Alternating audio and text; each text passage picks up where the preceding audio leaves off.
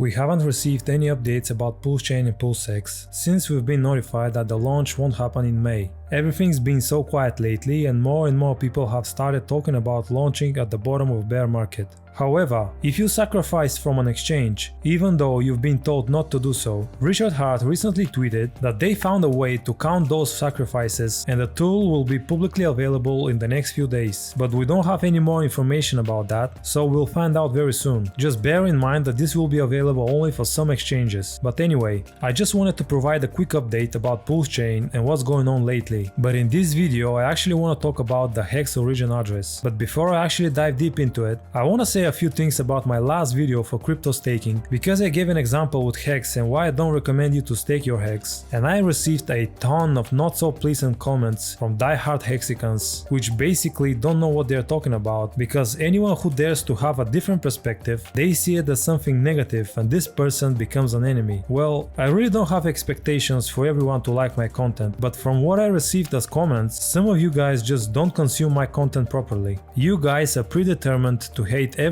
who shares something that doesn't like in Hex. I can respect your opinion, but you can't respect mine. Moreover, I talk with facts and you don't. Let's take this one for example. 10% of Hex is staked because the origin address holds 95% of the supply with 5% staked. Of the remaining 5% supply held by Hex holders, 70% is staked. Well, where did you get this information from, Logan? Because I can't find it anywhere apart from sources supported by Hexicans, and that everybody in the community says that. I actually decided to make my own research before I make this video, and I found something very interesting. So if you go on Google and search for Hex origin address, you will get these results. If we look at the first website, I'll scroll down and I find these key addresses to watch. The first address is Hex main contract itself. If I click on the link, it sends me to Etherscan where we can see what exactly is going on. We can see this address has over 1 million worth of tokens, and if I click on the drop down menu and select Hex, we can see that this address alone holds almost 29 million Hex tokens. This might seem a lot, but remember that the circulating supply is 581 billion tokens, so these 28.8 million tokens are just 0.005% of the circulating supply. So that's definitely not the origin address, right? So let's have a look at the next one. The next one is actually called Hex origin address or Hex bank. So there you go, we found it. That must be the one with billions of Hex. I click on the link, we are redirected to Etherscan again, and we can see that this address holds almost 251 million Hex tokens. Well, this is not what I expected. There must be a mistake, right? This website claims that this is the origin address, but the address actually owns only 0.04% of the total supply. So this obviously doesn't look like the one we are looking for. So let me go back and check what else do we have. We have one more address that says Hex flush account. If I check this one, we can easily see that this is also not the address we are looking for, as the amount of Hex that it holds is less than 700. But we have one more to check, and this one says to be the referral URL Richard promoted in all of his social media and marketing. If I quickly check this one, we can see that it holds $22.5 million worth of tokens, and all of that is in Hex. So that is 602 million Hex tokens, or 0.1% of the total supply. So again, we got a wallet with quite a bit of Hex in it, but definitely not the one that we can call origin address. There's nothing more we can check on this website, so I'll try with the next one. The next one is actually an article from January 2020, just 1 month after Hex launch, and this article says how the origin address was emptied out of all the ETH that was holding. This ETH was basically from the investors who sacrificed in order to receive Hex, but I don't want to go into details about this particular case, and I just want to check the address to make sure if this is the origin address. So I'm gonna click on this link and we are sent to the transactions that were mentioned in the article. I don't want to go into that, so I'm just gonna check the address that says Hex win. So I've seen this address before on the previous website, but this is also not the one we're looking for, so I'm not gonna waste more time and I'll jump on the next website. The next one is actually Etherscan, and we are sent to this address that holds over $1 million worth of Hex, but it's still not the one we're looking for. Let me check the next website. So the next website again claims that this is the origin address, and it gives this address. If I check it on Etherscan, we can see that this is one of the addresses that we've seen before, that it holds almost 251 million tokens, but this is also not the one. Then I decided to change my strategy and actually go to Reddit, because I know the community there is big and they are engaging with the post. So I looked for Hex origin address and I found multiple posts related to this topic, but this one specifically is exactly what I'm looking for. So let's see what do we have in there. This user tells us that the origin address is actually separated into many wallets and it's hard to track it down basically. He suggests to sort by holders on Etherscan,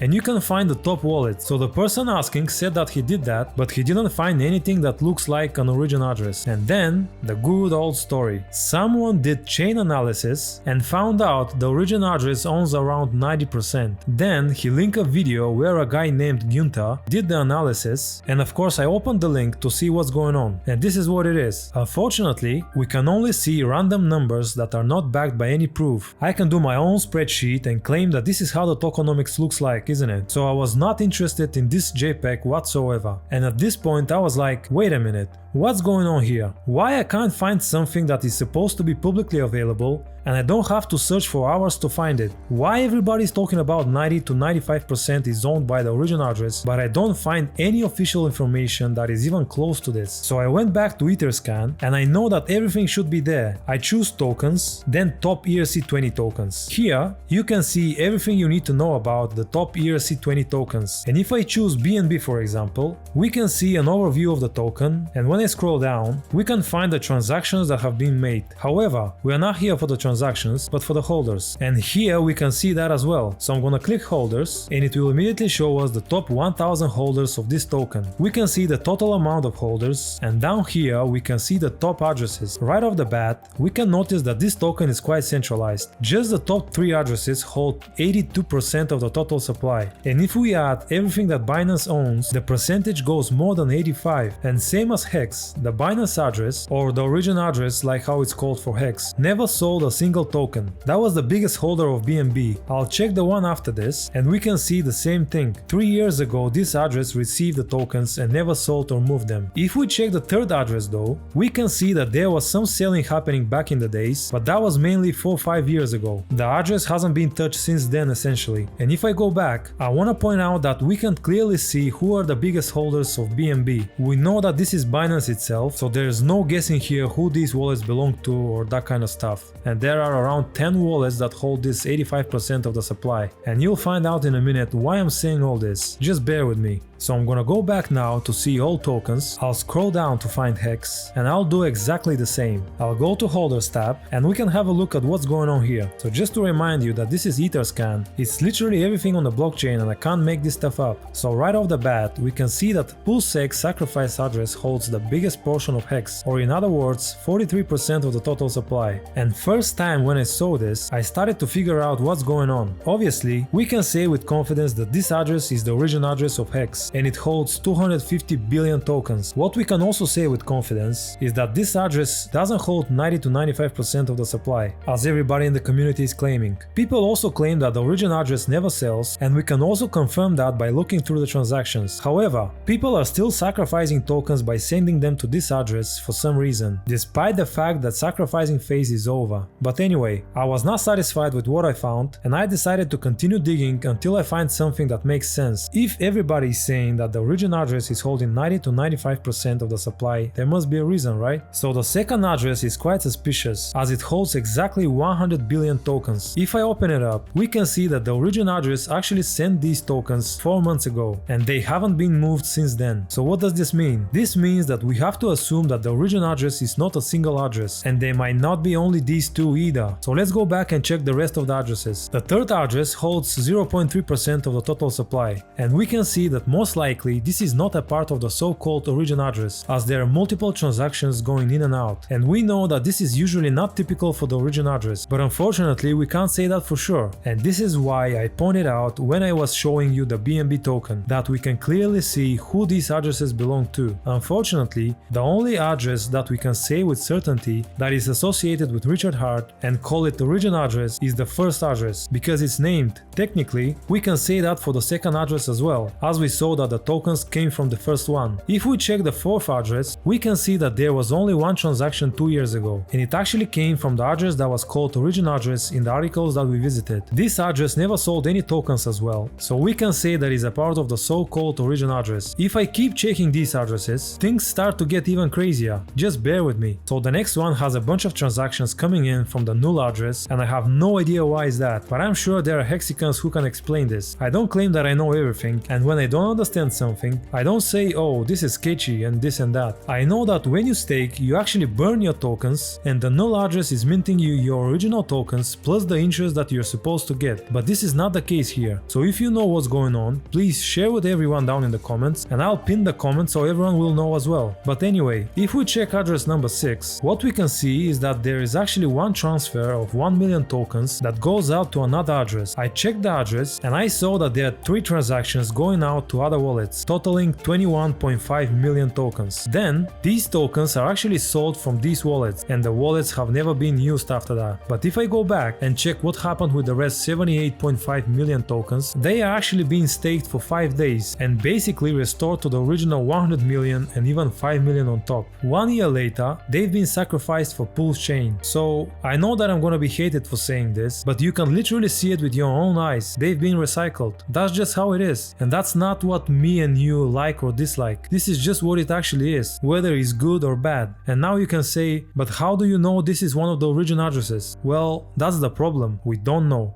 All we know is that this address actually sold tokens, and we know that the origin address doesn't do that. If we assume that this is not one of the origin addresses and it's just a whale, who is sending his tokens to 3 different wallets just for the purpose of selling them? If you want to sell your tokens, you can just go and sell them, right? Why would you have to make 3 more wallets, send the tokens you want to sell to them, and then sell them separately? It just doesn't make sense. And like I said, after all these transfers, the tokens have been restored through staking and then sacrificed. And if I go back from where we actually came, which is wallet number 6, I know it's a bit complicated, but it's maybe complicated for a reason, we can see that after these 100 million tokens have been moved out, this wallet did exactly the same. It staked for 5 days and restored all 100 million tokens. So I don't think this is a whale, because it's not staking or selling for almost 2 years now. And this is what the origin address usually do, right? So again, everything points out that this is one of the origin addresses, but we can't actually claim that because it's not named. And to me, this is where one of the main issues comes from. Nothing is 100% clear. It is a blockchain and everything should be transparent, right? But why there is different information in different places? You go to Etherscan and it says there are 305,000 holders. You go to hex.com and it says the holders are 470,000. You go to CoinMarketCap and check the market cap of Hex and it says 6 billion. You go to hex.com and it says 20 billion. We count this, they don't count that. You know,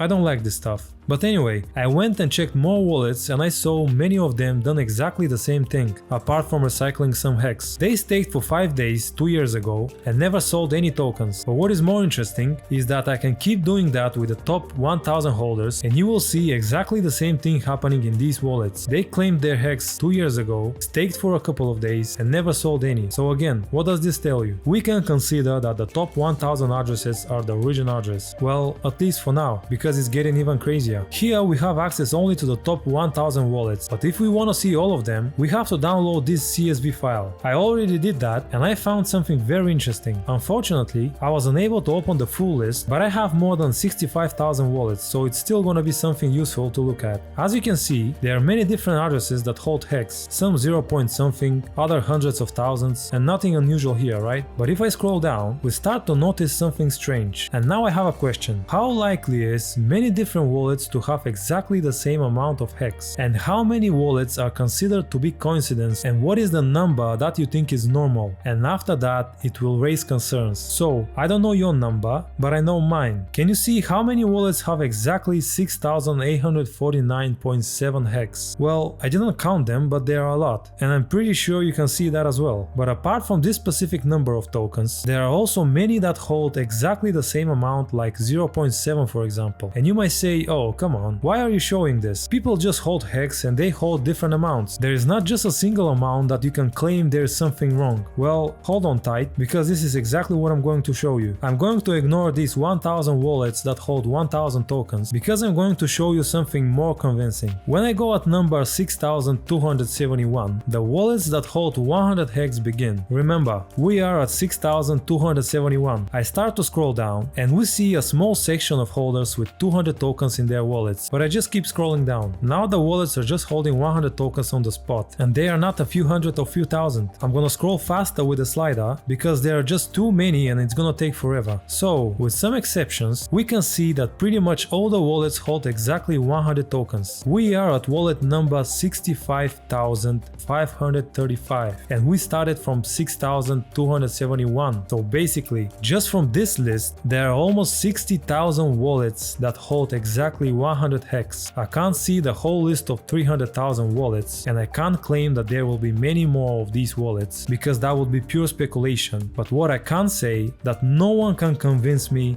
that 6,000 people hold exactly 100 hex. If you think that this is just pure coincidence and maybe there are these people who hold 100 hex in their wallets, well, I can tell you that this is everything else but not coincidence. And I know there are gonna be a lot of skeptics, so I'm just gonna pick a few random addresses to check them on Etherscan whether they actually hold 100 tokens. So this one, for example, you can see it has 100 hex and it has only one transaction. The hex was sent more than 2 years ago and it hasn't been touched since. If I go back and pick another one randomly and go back on Etherscan to check it, we can see the same thing again. And if you think I'm trying to manipulate something, this is all public. You can go and download this CSV file and check everything yourself. I don't make this stuff up. So if that's the case, how accurate are these numbers on the website? We've seen that the holders can easily be manipulated, and it's common sense to be concerned about the rest of the stuff. And at this point I can literally see how hexicans are shaking their head and saying, oh, just another guy who is trying to spread FUD. But that's absolutely not the case. Hex did 10,000x in less than 2 years, and that's a fact. Hex is centralized just like BNB is, and that's also a fact. Everything that I said about Hex in this video is backed by facts. It's not what I think it is, but it's actually what it is, because you can see it. It's not some random people who claim that they did on-chain analysis where you only see the final result and everyone else just repeats the same thing. But I actually show you how the things look like, and absolutely anyone can go and check it themselves. How can you claim that the origin address never sold any hex when there is no official information about which is the origin address? And you have to assume that these 1000 wallets that we can see on Etherscan are all part of the origin address. We have no idea how many more of these have to be considered part of the origin address, so who is going to physically check all of them to see whether they are selling or not? So at this point I realized that the origin address can hold even 99% of the tokens, because no one can say which one is a normal retail investor that might be just holding for a long time and which one is just the origin address. So if you ever wondered why you can't find this address, now you know. Is this a good thing?